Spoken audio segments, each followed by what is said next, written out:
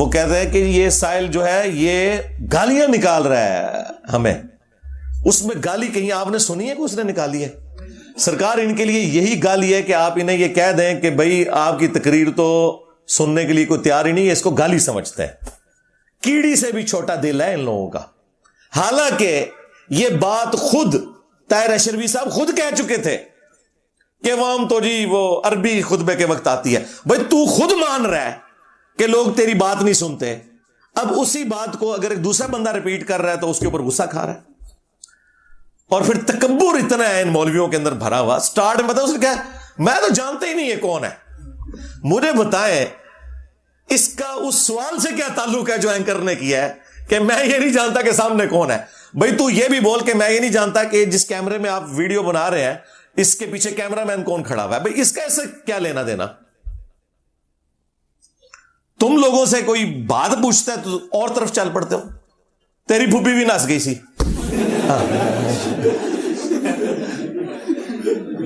بات ہے کرنے والی, سوال کوئی اور ہو رہا ہے تو پھوپھی کی تو ناچ گئی بھائی.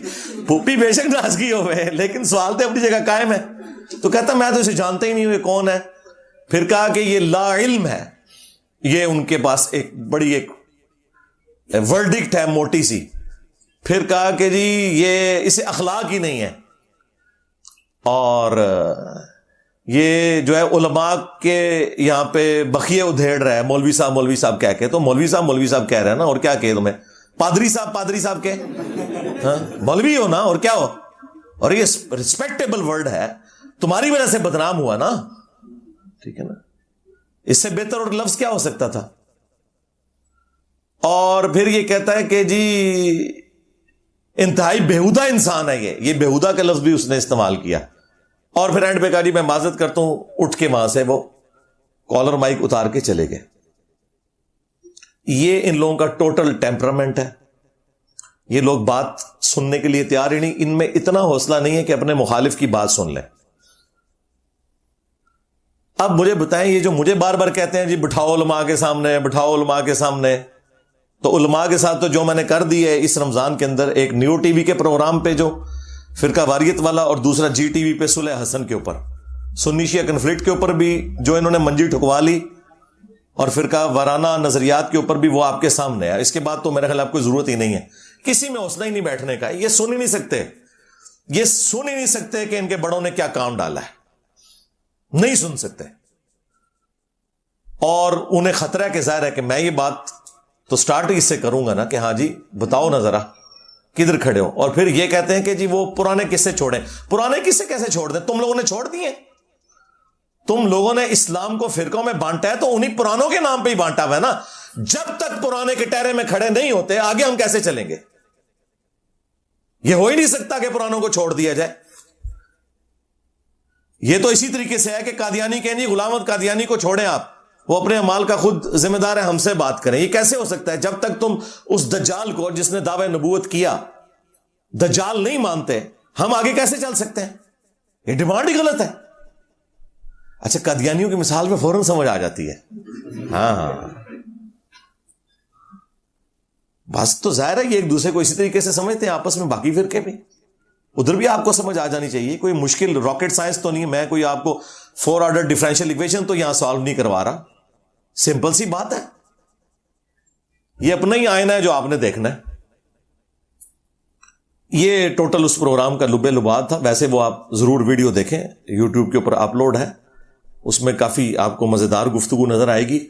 میں نے مختصر جو بیچ میں کریٹیکل پوائنٹس تھے صرف وہ ہائی لائٹ کیے ہیں تاکہ میں اس کا انالیسس کروں. ابھی تو پارٹی شروع ہوئی ہے. ہاں ابھی تو میں اس کا انالیسس کروں گا اور آپ کو بتاؤں گا کہ اس کے اندر کیا کیا مدنی پھول نکلتے ہیں. ہم وہاں موجود تو نہیں تھے, لیکن اللہ کا شکر ہے جب ہم اس کو ایڈریس کریں گے تو عوام الناس کو کوئی تھوڑی بہت بیچ میں کوئی بات ایسی تھی نا جو سمجھ نہیں آئی کہ یہ کس اسٹیشن سے بول رہا ہے اور وہ کس اسٹیشن سے جواب دے رہا ہے, تو وہ آپ کو سمجھ آ جائے گی. لیکن تفصیل میں جانے سے پہلے ایک دفعہ دروشی پڑھ لیں. اللہم صلی علی محمد وعلی آل محمد واصحاب محمد وازواج محمد وامت محمد اجمعین الی یوم الدین. پہلے تو ہم شروع کرتے ہیں میٹھی میٹھی باتوں سے. یعنی کہ ساحل ادیم بھائی نے جو باتیں کی ہیں ان کا میں کریٹیکل انالیسس کروں گا. طاہر اشرفی صاحب کو ہم پھر بعد میں دیکھیں گے.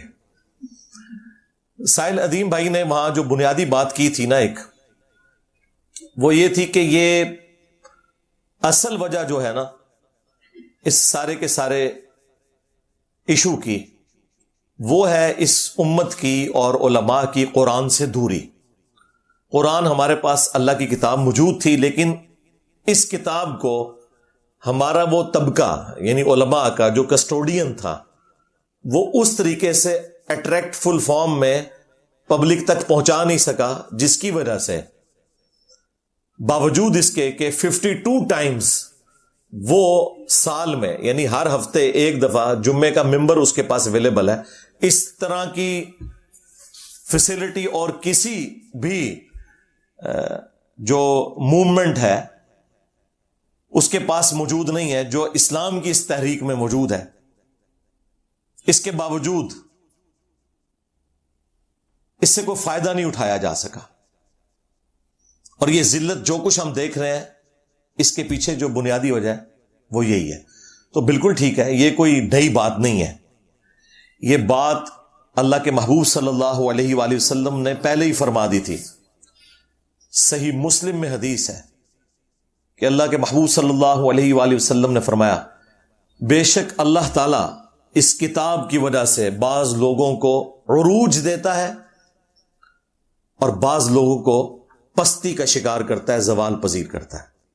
اور پریکٹیکلی ہم نے دیکھا ہے. اس لیے تو ڈاکٹر اقبال نے اسی مسلم شریف کی حدیث کی ٹرانسلیشن کی تھی جواب شکوہ میں، وہ زمانے میں معزز تھے مسلمان ہو کر اور تم خوار ہوئے تارک قرآن ہو کر.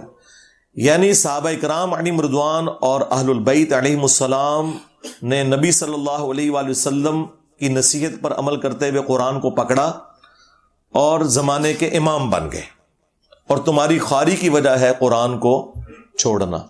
یہ بات بالکل ٹھیک ہے، اور مجھے یہ بات کہنے میں کوئی عار نہیں ہے کہ یہ اگرچہ بڑا ایک بھاری جملہ ہے، اس میں پرانے بزرگ بھی جو ہیں وہ تخت مشق بن جائیں گے، لیکن ظاہر ہے کہ اسلام کی چونکہ حمیت پہلے نمبر پہ ہے. ہمارے پرانے بزرگ بھی فقہی بحثوں میں الجھے رہے، قرآن ان سے بھی اوور لک ہوا.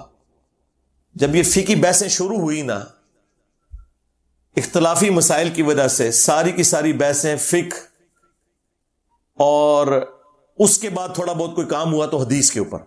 قرآن کے حوالے سے آپ کو اس بڑے لیول کا کام نظر نہیں آئے گا جس طرح کی ریکوائرمنٹ تھی. یہ آج کے دور میں تو اگر آپ کو یہ نظر آ رہی ہے نا ریولوشن، اس میں top of list doctor Iqbal کا کردار ہے، اور اس کے بعد اصل جو کردار ہے دنیا میں وہ مولانا مودودی رحمہ اللہ کا ہے، اور انہی کا فیض آپ کو آگے نظر آ رہا ہے. یہ انہی کے ہی سٹوڈنٹس ہیں، ڈاکٹر اسرار صاحب رحمہ اللہ تعالی اور ڈاکٹر فرد ہاشمی حفظہ اللہ تعالی، یہ انہی کے ہی سٹوڈنٹس ہیں. ڈاکٹر فرد ہاشمی کے جو والد تھے وہ جماعت اسلامی کے سرگودا کے امیر تھے. تو اس وقت پریزنٹ ورلڈ میں دنیا میں جہاں قرآن کی آواز نظر آ رہی، ایون نعمان علی خان وہ بھی انڈائریکٹلی مودودی صاحب کے اسٹوڈنٹ ہیں، کیونکہ ڈاکٹر اسرار صاحب کے اسٹوڈنٹ ہیں آگے سے. تو دنیا میں جہاں کہیں آپ کو قرآن کی آواز اس وقت نظر آ رہی ہے نا، اس کے پیچھے مودودی صاحب کی خدمات ہیں.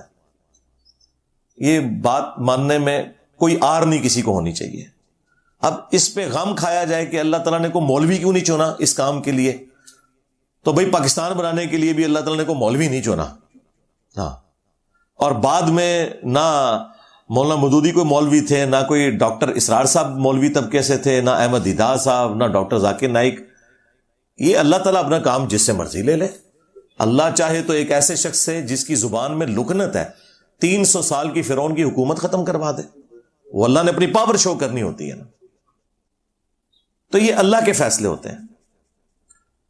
تو یہ ڈاکٹر اقبال کا جو شعر ہے یہ مسلم شریف کی حدیث کی ٹرانسلیشن ہے. وہ زمانے میں معزز تھے مسلمان ہو کر اور تم خوار ہوئے تارک قرآن ہو کر. یہ بات بالکل ٹھیک کی ساحل ادیم نے. اور اللہ کے محبوب صلی اللہ علیہ وآلہ وسلم کی تربیت اللہ تعالیٰ نے قرآن میں خود کر دی تھی. وَأُوحِيَ إِلَيَّ هَذَا الْقُرْآنُ لِأُنذِرَكُمْ بِهِ وَمَنْ بَلَغَ. اے نبی تم فرماؤ یہ قرآن اللہ تعالیٰ نے مجھے اس لیے وحی کیا ہے کہ اس قرآن کے ذریعے میں تمہیں بھی تبلیغ کر دوں اور جس تک یہ دعوت پہنچ جائے وہ بھی قرآن کے ذریعے آگے بات کرے. یہ انسٹرومنٹ آف دعوت ہے نبی صلی اللہ علیہ وآلہ وسلم کا. یہ پچھلے ویک کو میں نے جو سویڈن میں یہ گستاخی ہوئی ہے اس پہ میں قرآن کے اوپر آلموسٹ 1 گھنٹہ بولا ہوں. میں دوبارہ وہ ساری آیات اور احادیث مجھے جو ازبر ہیں میں وہ فی البدی سنانا شروع کروں تو 1 گھنٹہ اور لگ جائے گا. جسے شوق ہے وہ والی ویڈیو ضرور دیکھیں. یہ انسٹرومنٹ آف دعوت ہے. پھر سورہ قاف میں اللہ تعالیٰ نے فرمایا فذکر بالقرآن من یخاف وعید. اے نبی قرآن کے ذریعے واعظ و نصیحت کریں جو بھی اللہ کی دھمکی سے ڈر جائے اسے آپ نصیحت کریں اس کتاب کے ذریعے. اور مزے کی بات آپ کو بتاؤں صحیح مسلم میں حدیث ہے کہ نبی صلی اللہ علیہ وآلہ وسلم کہ جمعے کا جو خطبہ تھا وہ اکثر سورہ قاف ہی ہوا کرتی تھی. یہ سورت نمبر 50. ایک ہے سورت الکہف جو اصحاب الکہف والی ہے وہ 18 نمبر ہے. وہ جمعے کے وظیفے میں آتی ہے. المستدرک للحاکم میں صحیح سند سے حدیث ہے کہ جو کوئی پڑھ لے اسے تو اگلے جمعے تک اللہ تعالیٰ کی طرف سے ایک نور اس کے لیے مقرر ہو جاتا ہے. لیکن ایک سورہ قاف ہے 2 نقطوں والا قاف حروف مقطعات میں سے سورت نمبر 50 پارہ نمبر 26 میں. مختصر سی سورت ہے. اس کے اوپر میری تفصیلی ویڈیو مسئلہ نمبر 59 ریکارڈ ہے جو میں نے پوری سورت اس میں کور کی تھی. کیا زبردست انداز میں اللہ تعالیٰ نے اپنا تعارف کروایا ہے, فکر آخرت اور جدید جو سائنٹیفک فیکٹس ہیں ان کے حوالے سے بھی میں نے تفصیلی گفتگو اسی سورت کے کانٹیکسٹ میں کی تھی. مختصر سی سورت ہے وہ. اس کی آخری آیت ہے یہ فذکر بالقرآن من یخاف وعید. تو مسلم شریف میں ہے کہ نبی الاسلام کی جو جمعے کی تقریر ہے وہ اکثر سورہ قاف ہوا کرتی تھی. آپ کی جمعے کی تقریر ہوئی قرآن سے ہی ہوتی تھی, ساری اسی کے سینٹرڈ ہوتی تھی. اور ایک صحابیہ کہتی ہیں کہ نبی صلی اللہ علیہ وآلہ وسلم سے میں نے جمعے کی تقریر میں سورہ قاف اتنی دفعہ سنی کہ مجھے زبانی یاد ہو گئی. یہ مسلم شریف کے الفاظ ہیں. اب وہاں پہ تو چونکہ زبان عربی تھی سننے والوں کی بھی اور خطیب کی بھی, لہٰذا کوئی ٹرانسلیشن کی ضرورت نہیں پڑتی تھی. لیکن آج کل تو ظاہر ہے کہ ہمیں اپنی نیٹو لینگویج میں ہی جمعے کا خطبہ دینا ہے. جمعے کا جو طریقہ اہل الحدیث نے اڈاپٹ کیا ہے نا یہ سنت کے مطابق ہے. حنفیوں نے جو یہ اردو والی تقریر خود سے ساتھ لگا لی ہے نا اس کی وجہ سے 3 خطبات انہوں نے کر دی ہیں. جمعے کے دن نبی صلی اللہ علیہ وآلہ وسلم کے 2 خطبات ہوتے تھے اور دونوں کھڑے ہو کر ہوتے تھے. بیٹھ کے آپ تقریر نہیں کرتے تھے, بیٹھ کے تو وہ پیشن ہی نہیں آتا. اب مسلم شریف میں حدیث ہے جابر بن عبداللہ سے یہ حدیث روایت کی ہے امام باقر علیہ السلام نے, اور امام باقر سے سنی ہے امام جعفر علیہ السلام نے کہ جب نبی صلی اللہ علیہ وآلہ وسلم ممبر پر چڑھتے تو آپ کی آواز بلند ہو جاتی, غصے میں اضافہ ہو جاتا, آنکھیں سرخ ہو جاتی, گویا کوئی جرنیل اپنی فوج کو تیار کر رہا ہو.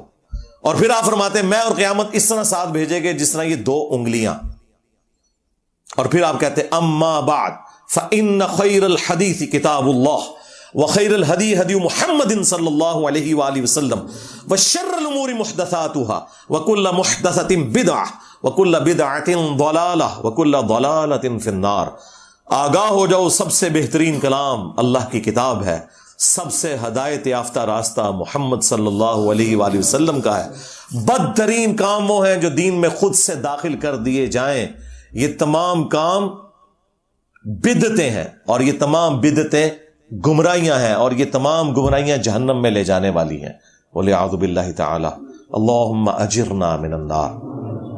تو نبی علیہ السلام کھڑے ہو کر خطبہ دیتے تھے اور 2 خطبوں کے درمیان تھوڑی دیر کے لیے وقفہ کرتے تھے بیٹھ کر. 3 خطبے نہیں تھے آپ کے ہوتے, اور وہ دونوں چونکہ سننے والے عربی تھے تو عربی میں ہوتے تھے. اہل حدیث نے بالکل اسی کو اڈاپٹ کیا ہے. وہ بھی 2 خطبے دیتے ہیں. حمد و صلات جو ہے وہ عربی میں اور اس کے بعد تقریر اردو میں, انہی خطبوں کے اندر, اور کھڑے ہو کر تاکہ وہ خطیب کا جوش بھی نظر آئے. جمعے کا خطبہ جو ہے وہ غامدی سٹائل میں تو نہیں ہونا, اس سے تو دنیا میں چینج نہیں آئے گی. چینج تو آئے گی اگریسو سٹائل سے. تو نبی صلی اللہ علیہ وآلہ وسلم کے اس پیٹرن کو اس اعتبار سے اہل حدیث نے جو جمعے کا طریقہ اڈاپٹ کیا. یورپ امریکہ میں وہ 2 خطبے انگلش میں ہونے چاہیے, حمد و صلات عربی میں ہو, باقی اس کی تقریر والا پورشن جو ہے وہ انگلش کے اندر ہو، اپنی نیٹو لینگویج کے اندر. سندھی ہیں تو سندھی زبان میں کریں. کوئی اردو بول کے کوئی دھونس ڈالنے کی ضرورت نہیں ہے. مسئلہ بات سمجھانا ہے. اگر کہیں پنجابی لوگوں کو بہتر آتی ہے، پنجابی میں خطبہ ہونا چاہیے اور کھڑے ہو کر دونوں خطبے ہوں، اور اس میں قرآن بیان ہو، بابوں کی سٹوریاں بیان نہ ہو. ہاں، پھر جب ہم اس طرح کی باتیں کرتے ہیں، یہ کہتے ہیں جی ہمارے بزرگوں کا مذاق اڑاتے ہیں. بھی آپ لوگوں نے اپنے بزرگوں کا مذاق خود اڑوایا ہے. آپ لوگوں نے دین جو امت کو دیا ہے نا، سواریاں سوار کی ہیں مکے اور مدینے کی آوازیں لگا کر، عزتیں امیل کی ہیں تم نے اللہ اور اس کے رسول کے نام کے اوپر، عز و جل و صلی اللہ علیہ وآلہ وسلم. چندے بٹورے ہیں، جدادیں منائی ہیں، لیکن الٹیمیٹلی دھوکہ یہ دیا ہے کہ اس امت کو جا کے تم نے بغداد شریف، اجمیر شریف، دیوبند شریف میں جا کے پھینک دیا. غداری کی ہے تم لوگوں نے رسول اللہ کے ساتھ صلی اللہ علیہ وآلہ وسلم. پھر دیکھ لو اللہ تعالیٰ نے کتنی بڑی بلا تو ہوتے چھڑ دیتی ہے. کہندے نے جی انسانی تاریخ ہی جتنا بڑا فتنہ نہیں آیا. بالکل صحیح کیا ہے تو اوڑا پیر نہیں جنہیں میرے سر دی قیمت رکھی ہے. ہاں، انہوں نے کیا ہے کہ اتنا بڑا فتنہ اسلامی تاریخ ہی نہیں آیا. بالکل اے عربی والا فتنہ تو آڈے ہوتے اتنی بڑی ازمائش کدے پئی ہی نہیں سی. یہ بالکل صحیح بات کی ہے. بہت برا وقت آیا ہے. وابیاں ہوتے بھی تے دیوبندیاں ہوتے بھی تے بریلویاں ہوتے بھی تے شیعہ ہوتے بھی. تا وقت ہے کہ یہ لوگ اپنی فرقہ واریت کو چھوڑ کر اس شخص کے ساتھ اپنی نسبت مضبوط نہ کر لیں کہ جس کی قبر مدینے میں صلی اللہ علیہ وآلہ وسلم. سیدھی سی بات ہے. تو ان لوگوں نے دین کے ساتھ یہ کچھ کیا تھا، دین کو ٹیمپر کیا ہے. جامعہ ترمذی میں حدیث موجود ہے، سلسلہ حدیث سیاح میں شیخ البانی نے لی ہے کہ عدی بن حاتم، جو حاتم تائی مشہور فیاض تھے نا عرب کے، ان کا بیٹا مسلمان ہوا. اس نے سلیب لٹکائی ہوئی تھی اپنے گلے میں. اللہ نے ہدایت دی، نبی الاسلام کے پاس حاضر ہوئے، کہا یا رسول اللہ قرآن میں ایک آیت ہے جو مجھے کھٹکتی ہے، چونکہ میں خود کرسچن رہا ہوں. تو یہ قرآن میں جو لکھا ہوا ہے اتخذوا احبارہم ورہبانہم اربابا من دون اللہ، سورہ التوبہ آیت نمبر 31، کہ یہود و نصارہ نے اللہ کو چھوڑ کر اپنے راہبوں کو، علماء کو، جوگیوں کو اور صوفیوں کو، احبار یعنی وہ علماء جو علم کی گہرائی میں اترے ہوئے ہوں، رہبان یہ راہب کی جمع ہے، صوفی جوگی، یہ اعلیٰ حضرت نے بھی یہی ترجمہ کیا ہوا ہے، یہی بنتا ہے. ان کو اپنا رب مان لیا تھا اللہ کے مقابلے پر. تو یا رسول اللہ ہم تو اپنے علماء کی کوئی عبادت نہیں کرتے تھے، اپنے جوگیوں صوفیوں کی کوئی عبادت نہیں کرتے تھے. آپ علیہ السلام نے فرمایا کہ مجھے بتاؤ کہ کیا تم اپنے ان صوفیوں، جوگیوں، علماء کے کہنے پر، احبار اور رہبان کے کہنے پر حلال چیز کو حلال اور حرام کو حرام نہیں تصور کر لیا کرتے تھے؟ ان کا یا رسول اللہ ایسا ہی تھا. فرمایا یہی تو ان کو رب بنانا ہے، کیونکہ شریعت کا کسٹوڈین اللہ ہے اور اس کا ریپریزنٹیٹو وقت کا پروفٹ. اچھا، یہاں پہ تو عدی ابن حاتم کو جواب دینا چاہیے تھا جو ہمارے مدرسوں میں سکھایا جاتا ہے کہ یا رسول اللہ اگر علماء سے پوچھ کر نہ چلتے تو کس کے پیچھے چلتے؟ کتنے گیا میرا دماغ.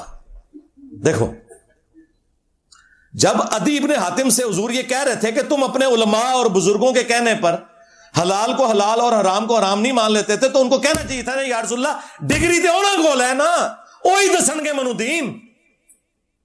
میں تو جاہل ہوں، میں نے تو علماء سے پوچھ کے ہی چلنا تھا نا. اس کا مطلب ہے اللہ کے نبی کیا کہہ رہے تھے کہ علماء سے پوچھ کے ضرور چلو، لیکن دلیل بھی دیکھو. اور اگر کوئی بڑے سے بڑا مولوی بھی قرآن و سنت کے خلاف بات کرے تو تمہیں چھوڑ دینا چاہیے تھا. اور یہ سیم بات قرآن میں بھی لکھی ہوئی ہے، ایتونی بکتاب من قبل ھذا او اثارۃ من علم ان کنتم صادقین. اے نبی ان کافروں سے کہو کہ اگر تم اس قرآن کو نہیں مانتے نا، لاؤ اس سے پہلے کوئی اور کتاب جو اللہ کی طرف سے نازل ہوئی ہو، یا انبیاء کے آثار یعنی احادیث یا سنت، ان سے مجھ سے آگے بات کرو. یہ کیا بات ہوئی کہ بزرگوں نے فرما دیا اور ہمارے بابوں نے کہہ دیا؟ لاؤ کتاب، یعنی اللہ کے نبی علیہ السلام کو بھی یہ سکھایا گیا آپ نے ان سے کتاب ڈیمانڈ کرنی. ایتونی بکتاب من قبل ھذا، ایک کتاب مانگنی، دوسری کیا؟ او اثارۃ من علم، یا علم کے آثار، سنت، کتاب اور علم. تو یہی تو ہم نے عرض کیا ہے کہ نام ہے بابی، نام ہے بابی، میں ہوں مسلم علمی کتابی، علم بھی کتاب بھی. ایتونی بکتاب من قبل ھذا او اثارۃ من علم ان کنتم صادقین. یہاں آپ لوگوں کو بتایا نا جناب کہ یہ لکھا ہوا ہے جی قرآن و سنت میں، آگے سے جناب پڑھ جاتے ہیں اور کسٹوڈین دین کے بنے میں. آپ اندازہ کریں، آپ فزکس کے پروفیسر کو تو بھری کلاس میں یہ کہہ سکتے ہیں کہ حضرت یہ جو آپ نے فارمولہ لکھا ہے کتاب میں اس طرح نہیں ہے، وہ آپ سے نہیں لڑے گا، وہ کہے گا تھینک یو بیٹا. مولوی کیا کہے گا؟ پھینک دیو. مولوی کا ایٹیچیوڈ کیا ہوگا؟ آپ کو علماء سے بات کرنے کا طریقہ ہی نہیں آتا، نال 3-4 ویسے ہی پڑتی کیتے انہوں نے سجے کھبے. یا پھر اینڈ پہ جب زیادہ غصہ آئے گا نا، آپ ذرا کمرے میں تشریف لیں. واہ واہ، اللہ دے بندے ہو، تقریراں کر دو باہر اوپر مجمع، سوال پوچھنے سے کمرے میں تشریف لیں. کوئی جواب ہی نہیں آتا ہوتا، اور کمرے چ نہ جانا، مہربانی کریے. انہوں کو تقریر باہر کی تھی جنا تو جواب بھی باہر دے گے. ہمیں تو بڑا بتایا کہ حضرت عمر سے پبلکلی لوگوں نے جب پوچھا حضرت سلمان فارسی نے کہ آپ نے کرتا کیسے سلوایا ہے، وہ کمرے میں جا کے تو نہیں پوچھا تھا، تقریراں کر دو باہر تے سوال دے دو جواب اندر. تو یہ ان کا ایٹیچیوڈ قرآن و سنت کے بالکل منافی ہے، ان کا کوئی لینا دینا نہیں میرے بھائی. یہ افسوس کی بات ہے کہ اگر آپ کو اچھے نان چاہیے تو 10 نان بھائیوں کے پاس جائیں تو کوئی ایک اچھا مل ہی جائے گا. اچھا کپڑا چاہیے تو 10 دکانوں پہ پھریں، ایک آدھ اچھا کپڑا کی دکان مل ہی جائے گی. لیکن آپ 10 مدرسے گھومیں نا اور آپ کہیں کہ مجھے کوئی دین مل جائے صحیح والا، تو افسوس کے ساتھ دین آپ کو مدرسے سے نہیں مل رہا ہوگا، دین آپ کو ڈاکٹر اسرار سے مل رہا ہوگا، مولانا مودودی سے مل رہا ہوگا، احمد دیداس سے مل رہا ہوگا. یہ کتنا بڑا علمی ہے. بس یہ وہی ہے جو صحابہ کرام کو بھی اللہ تعالیٰ نے دھمکی لگائی تھی، اگر تم نے دین کا کام چھوڑ دیا تو ہم تمہیں ختم کر کے پھر ایسی امت لے آئیں گے وہ کسی ملامت کرنے والے کی پرواہ بھی نہیں کرے گی، وہ اس کی کمٹمنٹ اللہ کے ساتھ ہوگی. تسی تو شاہی کوئی نہیں ہو. اور میرا تو یہی خیال ہے کہ یہ مولویوں سے اللہ نے ہاتھ اٹھا لیا. پہلے تو صرف ہاتھ اٹھایا سی نا، ہوں جناب میرے ہاتھ کے ذریعے گھاٹے پکڑوا لینے، صرف پہلے ہاتھ چکیا ہوا سی. اللہ تعالیٰ اپنے بندوں سے کام لیتا ہے جی دین کا. اس طرح دستاریں پہن کر، جبوں اور کبوں سے مشکل عربی الفاظ بول کر، عربی اشعار پڑھ کے، یہ اس طرح کو دنیا میں نہ تبدیلی آتی ہے، نہ اللہ تعالیٰ کو اس طرح کے مسلمان مطلوب ہیں کہ وہ اس قسم کی روش کو اختیار کریں کہ ہمیشہ پرابلم اینڈ کے اوپر کھڑے ہوں. آپ دنیاوی پروفیسر سے پوچھتے ہوئے نہیں ڈرتے، ان سے آپ ڈرتے ہیں. اور پھر ان کے اندر تکبر دیکھیں کتنا بھرا ہوا ہوتا ہے، کتنا تکبر ان کے اندر بھرا ہوتا ہے. ان کے پاس آخری اربا پتہ کیا ہوتا ہے؟ اور جی آپ کے پاس تو ڈگری نہیں ہے، آپ بات ہی نہیں کر سکتے. اور اپنی ڈگری کا ان کا یہ حال ہے کہ دیوبند کے مفتی کو بریلویوں کا بچہ بھی کہتا ہے گستاخ رسول نے جنمی. اے تہاڈی کتے دی بھی اوقات نہیں تہاڈی ڈگری دی. جب ایک عام بریلوی دیوبندیوں کے مفتی کو کہہ دے کہ یہ جنمی اور گستاخ ہے، ڈگری کیا، وہ تو اسے مسلمان بھی ماننے کے لیے تیار نہیں ہے. تو یہ اوقات ہے.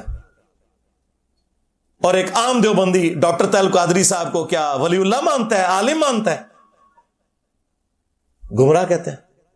بریلویوں کے بزرگوں کو گمراہ کہتے ہیں.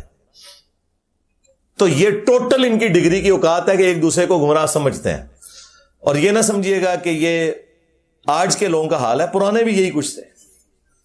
ہمارے کراچی کے مفتی صاحب، ان سے اب ہماری دوستی ہو گئی ہے، تو وہ اگلے زمانوں میں کہا کرتے تھے کہ نہیں، یہ بعد والے لوگوں نے جھگڑے ڈالے ہیں، اگلے جو علماء گزر چکے وہ آپس میں شیر و شکر تھے. ہم نے کہا شیر و شکر نہیں تھے، شیر و شکار تھے. اور خود اپنے بارے میں جو ان کے دعوے تھے، توبہ کرو. آپ اندازہ کریں،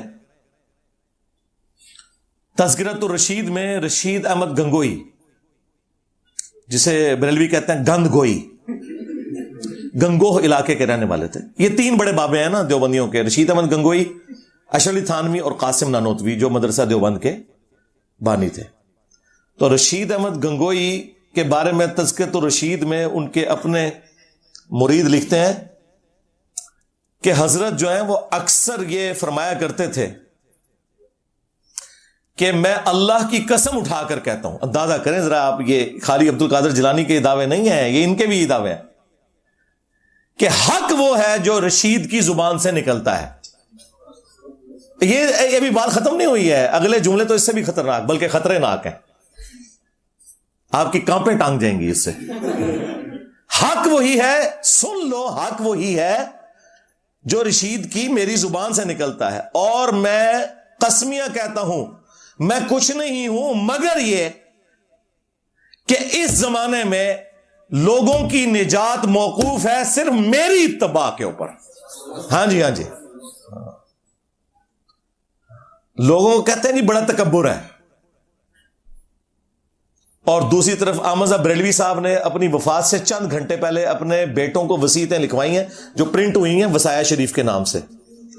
اس میں احمد بریلوی صاحب نے وصیت پتہ کیا ہے, میرا دین اور میرا مذہب جو میری کتابوں سے ثابت ہے, تمہارے لیے تمام فرائض سے بڑھ کر اہم فرض اسے پکڑنا ہے. میری کتابوں سے, کتابوں سنت سے نہیں. یعنی میں تو آپ کہتا ہوں قرآن میں لکھا ہے, بخاری مسلم لکھا, انہوں نے کہا نہیں جو میں نے بتایا ہے, میرا دین اور میرا مذہب جو میری کتابوں سے ثابت ہے. خالی میرا دین میرا مذہب کہتے تو ہم مان لیتے وہ اسلام کی بات کر رہے ہیں, لیکن انہوں نے کہا نہیں جو میری کتابوں سے ثابت ہے.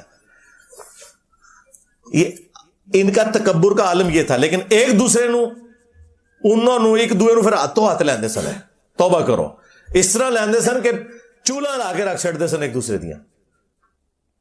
وہ میں آپ کو بعد میں کچھ مثالیں دوں گا. پہلے مجھے وہ ایک تذکرۃ الرشید کی وجہ سے وہ یاد آ گئی وہ بات.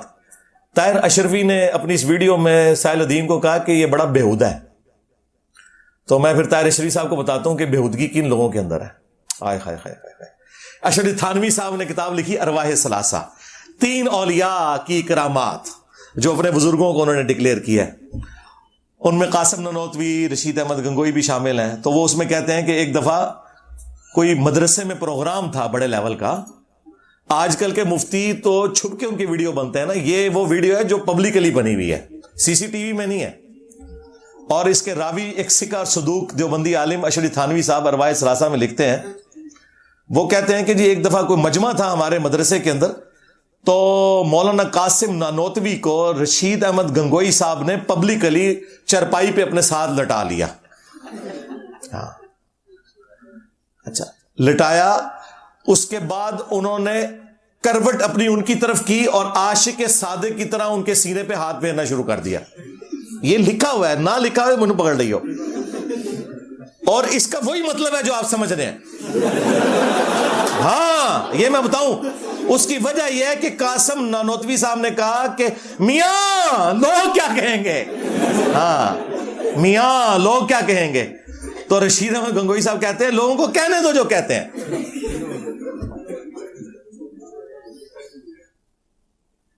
بزرگوں کے سینوں اور قبروں سے فیض لینے کے ہم قائل ہیں, جو المہند میں لکھا تھا. یہ سینے سے فیض اس طرح لیا جاتا ہے,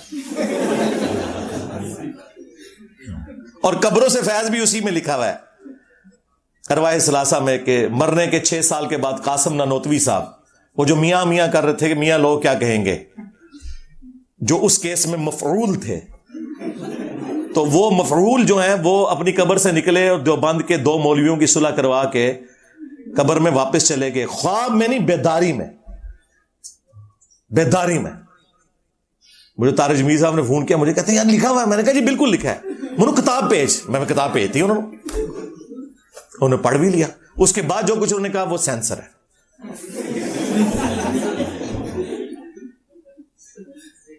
تو یہ 6 سال بعد قبر سے نکلے ہیں, لیکن چونکہ نکلنے والا دیوبندی تھا لہذا توحید ہے. اگر بریلوی نکلا ہوتا تو شرک ہوتا. یہ ان کا ٹوٹل اوقات ہے ایک دوسرے کے ساتھ. اب واپس ہے وہ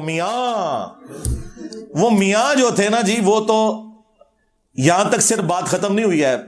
تذکرۃ الرشید سے مجھے یاد آیا تھا, تو تذکرۃ الرشید میں لکھا ہے کہ ایک دفعہ رشید احمد گنگوئی صاحب نے خواب دیکھا کہ مولانا قاسم نانوتوی دلہن کی شکل میں ان کے عقد میں آئی ہیں.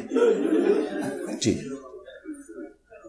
انہوں نے یہ نہیں کہا کہ میں نے اپنی دلہن جو ہے ان کی شکل میں دیکھی, نہیں, میاں قاسم جو ہے دلہن کی شکل میں میرے عقد میں آئے. پھر آگے بھی انہوں نے لکھا ہے, اور وہ اگلے والے الفاظ آپ خود پڑھ لیجیے گا. اینڈ پہ انہوں نے اس کی جو تشریح کی ہے وہ یہ ہے کہ چونکہ رشید احمد گنگوئی کے مرنے کے بعد قاسم نانوتوی نے ان کے اسٹوڈنٹس کی دیکھ بھال کرنی تھی نا, تو اس لیے اس قسم کا خواب آیا. ان کو خواب اسی قسم کے آتے ہیں. اب اشرف تھانوی نے 18 سال کی اسٹوڈنٹ کے ساتھ شادی کرنی تھی, تو اس کے ایک مرید نے خواب دیکھا، جی میں نے دیکھا کہ اماں عائشہ آپ کے گھر آئی ہیں.